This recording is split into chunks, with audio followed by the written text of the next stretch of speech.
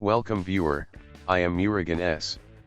This video tutorial describes how to fix could not find the recovery environment on Windows 10. Type CMD in Windows search bar. Right-click Run as administrator. Type reagency /enable.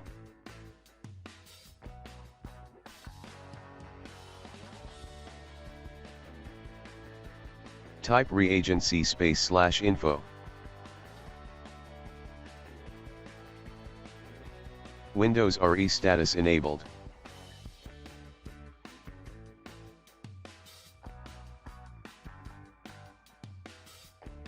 Click Start, Settings.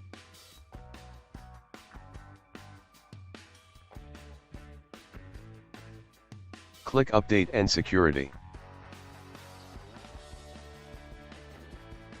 Click Recovery.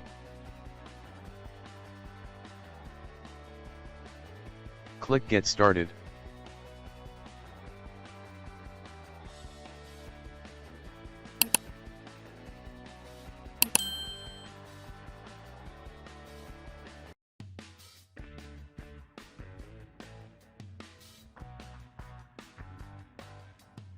I hope this video tutorial helps to you.